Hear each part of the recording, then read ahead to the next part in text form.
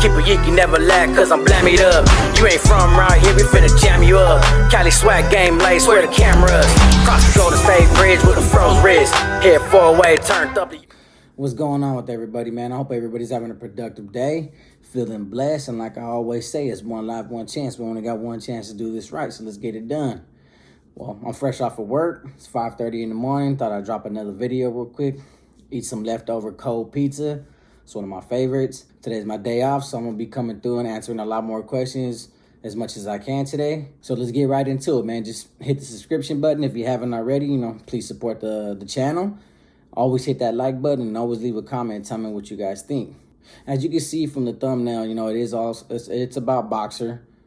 I only have that one particular story that I had with the individual. That that brief encounter with them in the hole in that seg.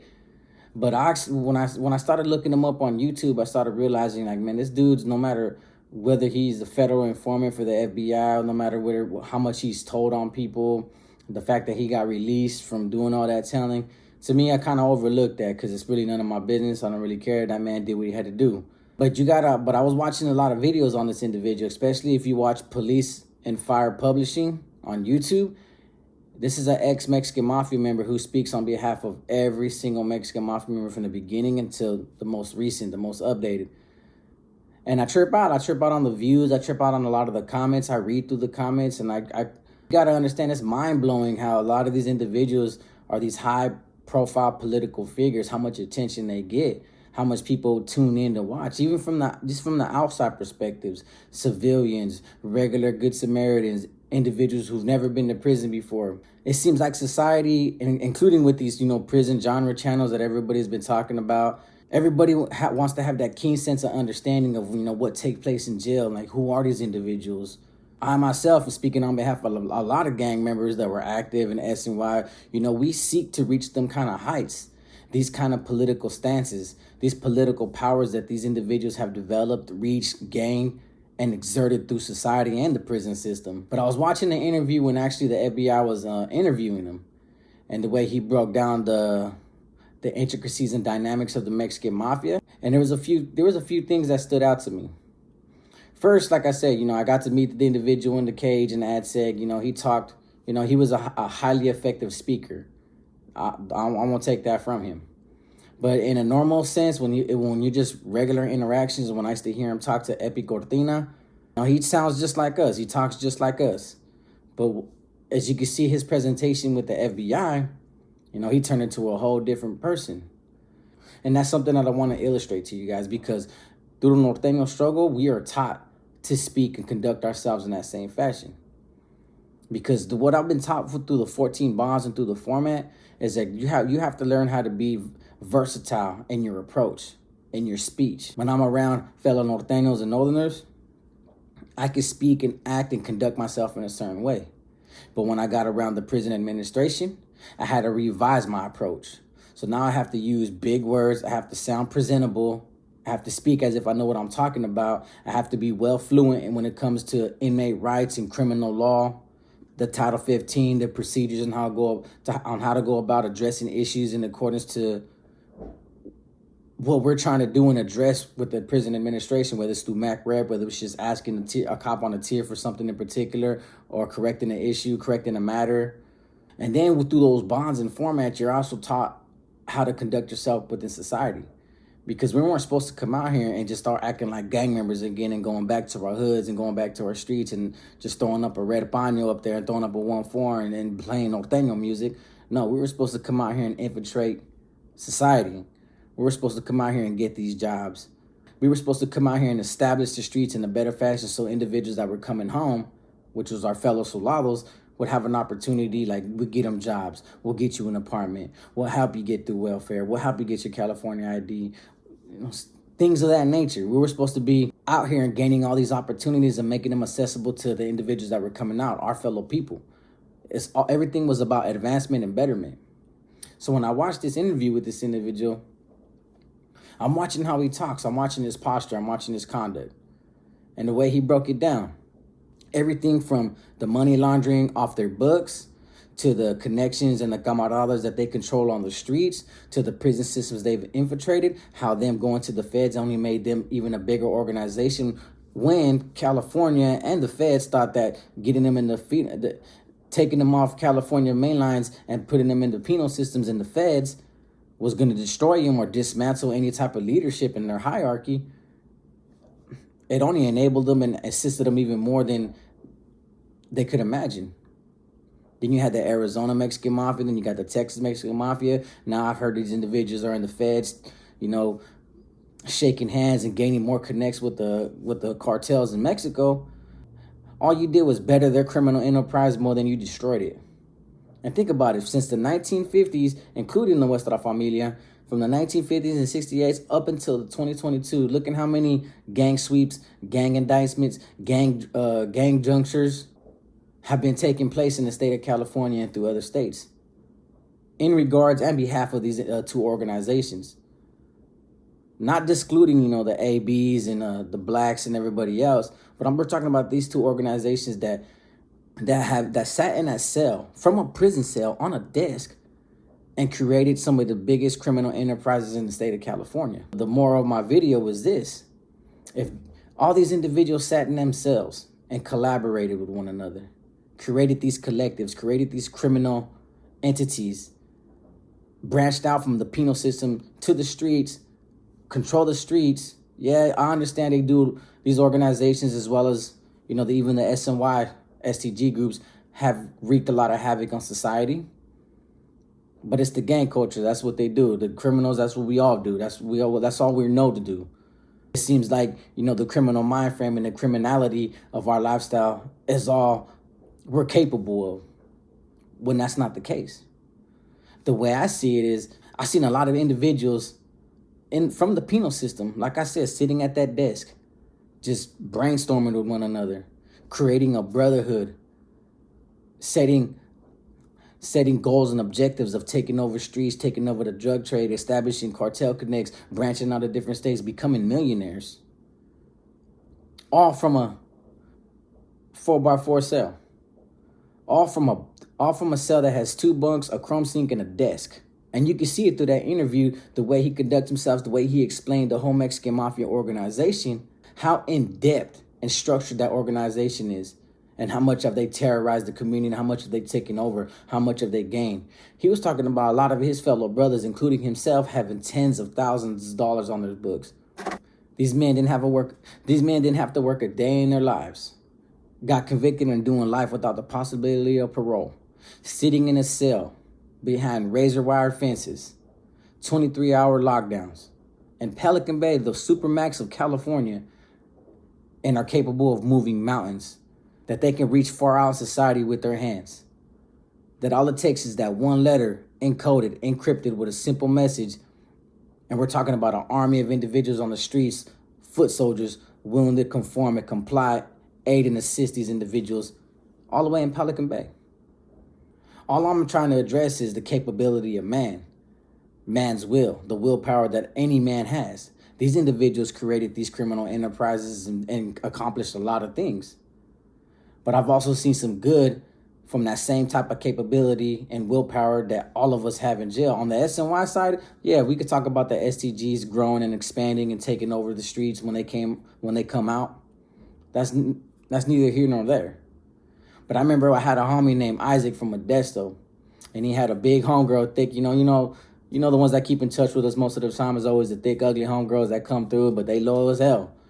He had one, and what he decided to do one day, he realized that all of us were on the yard selling drawings to one another for $4 to $6, $20, just for canteen.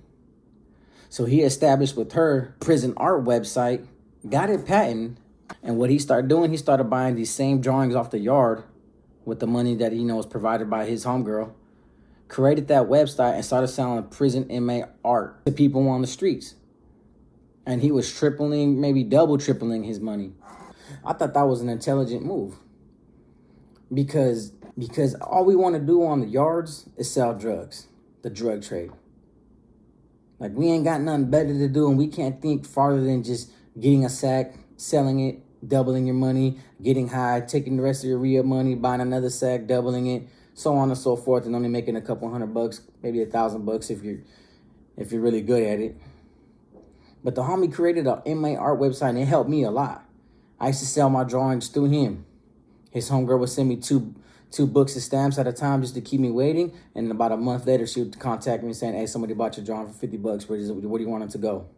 My boy Rowdy from Madera, he created a newspaper article. And it was about Wiccans. He was into that spiritual realm type of stuff. But through that newspaper that he created, he managed to get, religious packages due to that religious belief, and ordered these extracurricular, beads, skulls, feathers, salt, whatever it is that they practice. But then he started utilizing them packages for smuggling purposes. He also utilized that letter and that newspaper, and he would encode he would utilize that newspaper article that he would create monthly, speaking on the poems and what Wiccan traditions and all the Wiccan societies that's taking place out there, in Europe and all that stuff. But within those articles was letters and updates of each facility that had riders on the yard and what took place, who got removed, any changes, any updates, where does the yard stand? And we managed to keep in touch with a lot of facilities through that newspaper article that was slipped through the cracks. And our communication was established for years until we got burnt out.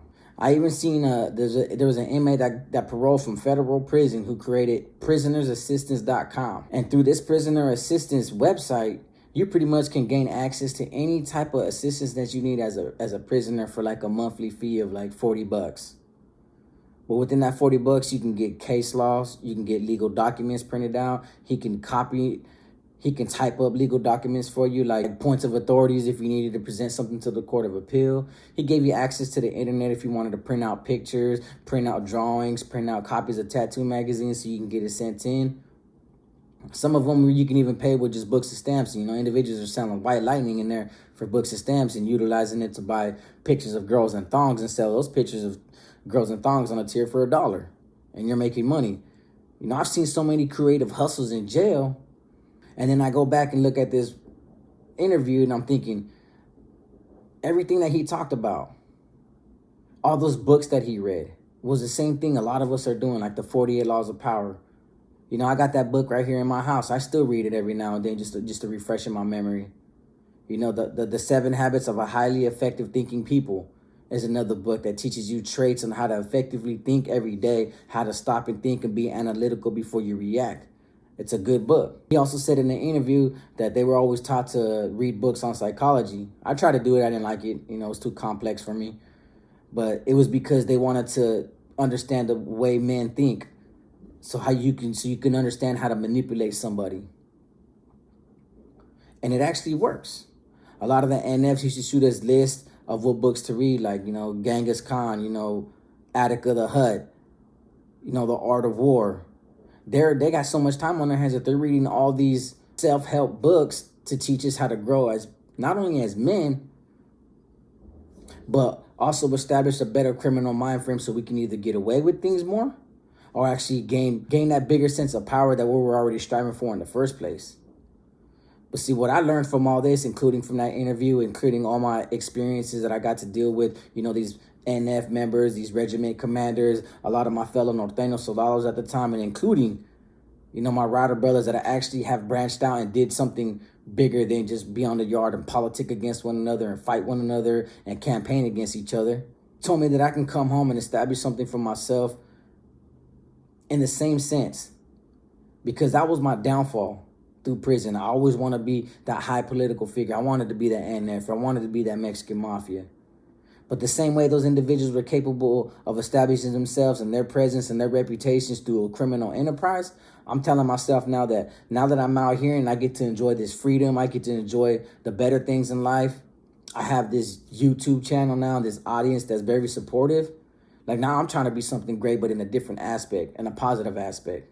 Because I could take that same willpower and that same capability that these men have established in a prison cell, and I'm free with bigger and better opportunities that are being presented to me, and I want to create something great. Whether it's utilizing this YouTube money and getting a Nixon or Sony camera and going to different hoods, doing hood-to-hood documentaries, showcasing the streets of California. Whether it's doing short films or just doing interviews and podcasts with people to make money off this YouTube. You know, the financial reward I have yet to experience yet, but through the support from the audience alone has provided me an opportunity and shown me that I can be something great out here. Just with a positive sense of purpose and not a negative one. Not going back to the streets and selling drugs again. Not going back to the streets and gangbanging over colors and street signs that really, even though it still exists after 50, 60, 70 years, it's a dead end road. It's either death or in jail. Granted, there's going to be some individuals who are still gang members, are still active, but have flourished through life and have accomplished something, gained houses, gained jobs. You know, I commend those kind of individuals. Because now with all this opportunity that's being presented to me, you know, I can also be that big public figure. The way some of these YouTube channels are, that their presence are known. People tune in to listen to what they have to say. Now they have a voice that can be heard. And you guys have provided me with a voice to be heard. So why do I need to be that individual that wants to do nothing but criminal enterprises from the bunk, from a cell desk, when I could do it from the comfort of my own home, but on a positive note? So I think about that every day, even after watching them videos and realizing, I'm watching all these YouTubes and realizing how these individuals, even though they're doing life without the possibility of parole, they're still making things happen. But there should be no excuse for each and every one of us out here that we can't make something happen. And that's what I look forward to every day, providing you guys with these YouTube videos, talking about my past. You know, eventually the stories are going to run out, so I'm going to have to become creative and continue to get this YouTube going and make as much money as I possibly can to financially take care of myself and create a career out of this, or a future. Hopefully it just enables me to establish something better for myself in the long run. But either way, all I'm saying is for the kids that actually look up to these political figures and see what they're doing and want that thirst of power, that want that position of power, at the end of the day, bro, you can have that power all you want, but you're going to be in that cell and you're never coming home. When you can gain that same sense of power out here, pursuing a different avenue, utilizing positive resources as opposed to negative resources, like manipulating a man to do your dirty work, or having that man stick something up his ass so you can get highway, take a third of it, and if he doesn't do it, you can stab him with it. You know, life's better than that. I had to learn the hard way. And trust me, I don't regret a lot of my past mistakes. I don't regret that I took that long road down that dead end. But I'm here now. And I think what I'm doing here now is what counts the most. You shouldn't have to go to a prison cell to gain that kind of power when you can gain it out here on a much bigger scale. But just do something positive with it, as opposed to just saying, you know what, I want to take over this neighborhood and be the kingpin and be the drug lord. There's a reason why they call them urban books, man. And even though these political figures in prison have done it and have accomplishment, I think we all could say the same thing, that we rather be out here than be in there. So with that being said, man, I hope you guys like my stories. Like I said, today's my day off, so I will be coming through with a lot more videos. Till then, man, one life, one chance. We only got one chance to do this right. And check the links in the description. Thank you.